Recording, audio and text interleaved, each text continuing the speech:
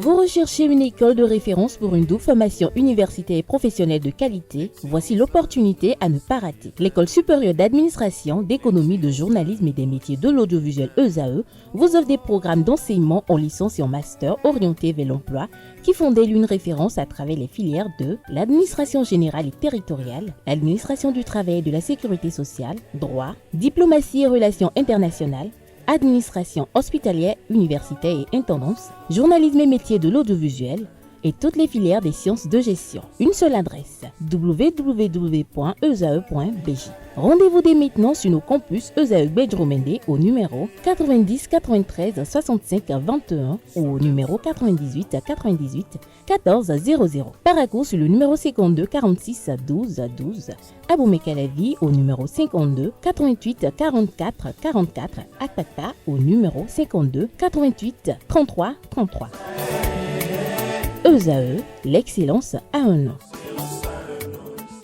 Larissa Diagbono, bonjour à nouveau. Oui, bonjour, Nasrin Fatoumi. Alors, on démarre cette page sport avec la Coupe UFOAB des moins de 17 ans filles. La compétition démarre cet après-midi à Pram au Ghana.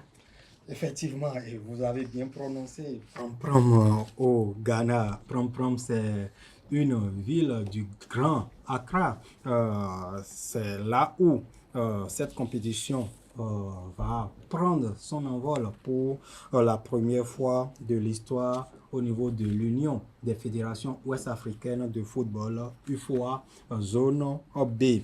En match d'ouverture de la première édition de cette compétition, les Amazones U17 du Bénin affrontent les Ghanéennes à partir de 15h. Ida Azonsou, la sélectionneur du Bénin, et sa capitaine Deogracias Ebi ont d'ailleurs dit en conférence de presse d'avant match qu'ils vont s'appuyer sur leurs forces pour assurer une meilleure représentativité du Bénin à cette joute sous-régionale.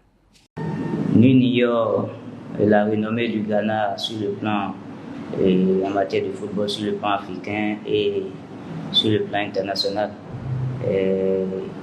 C'est une équipe que nous allons découvrir.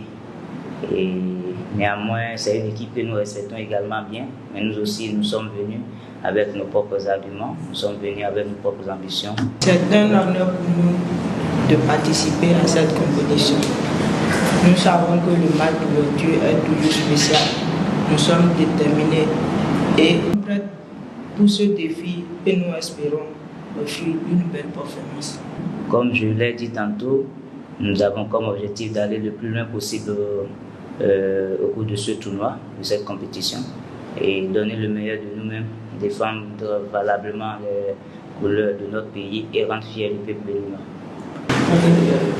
L'équipe béninoise a effectué hier mercredi 11 décembre 2024 un dernier galop avant le match d'ouverture de cet après-midi contre le Ghana. La séance s'est déroulée sous la supervision du coordonnateur général des sélections nationales de catégorie d'âge, Vincent Roturo. Nous apprend la Fédération béninoise de football à travers sa page Facebook officielle. Ida Azonsou et son staff ont travaillé lors de ce dernier entraînement à la mise en place tactique de l'équipe. Le sifflet béninois va également retentir lors de cette joute sous-régionale.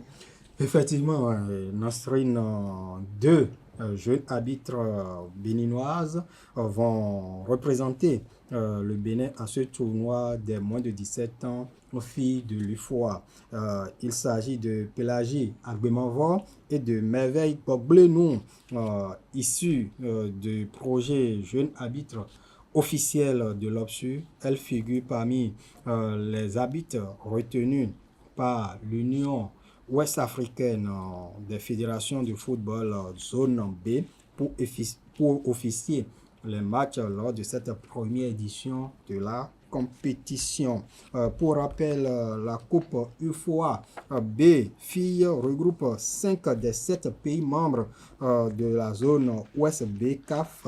Et le Ghana, le Bénin composent le groupe A Le Nigeria, le Niger et la Côte d'Ivoire sont dans le groupe B. La compétition va s'achever le 26 décembre 2024.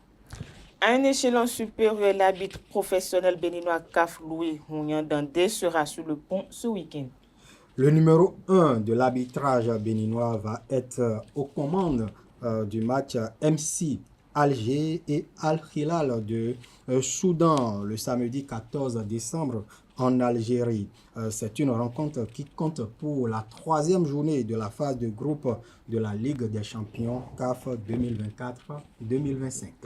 D'une discipline à une autre, parlons Wushu à présent. La fédération béninoise innove avec une nouvelle compétition pour booster le niveau des pratiquants. Grand maître Patrick Komena Dosiovo et son comité exécutif ont organisé la première édition de la Coupe de l'excellence le dimanche 8 décembre 2024 pour boucler en apothéose l'année sportive.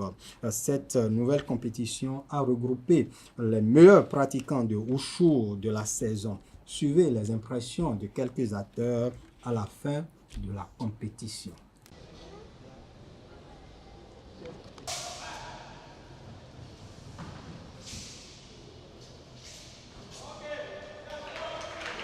Bon, déjà, c'est une première édition que la fédération a organisée pour cette Coupe d'excellence. Et je pense que c'est une très belle initiative puisque ça a permis de rassembler tous les champions lors du dernier championnat.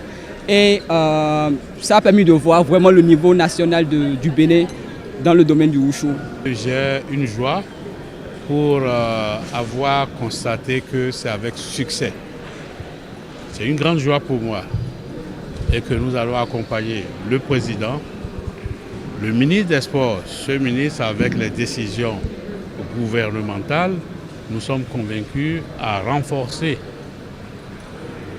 nos connaissances dans la discipline, le Wushu, pour que le Bénin soit plus reconnu sur le plan international. Ça a été un honneur pour moi de participer à cette belle compétition, la Coupe de l'excellence. J'ai été invité par le président de la fédération. Je crois que nous avons eu droit à de très belles démonstrations ici ce soir de la part de nos athlètes. Je tiens à les féliciter. Tout s'est bien passé et je leur ai dit que ceux qui n'ont pas gagné cette année, ils pourront revenir très très fort la saison prochaine. Merci à vous, Lario Sadiagbeno, pour cette présentation de l'actualité sportive. Merci une fois encore à Naël Dovo. À présent, on invite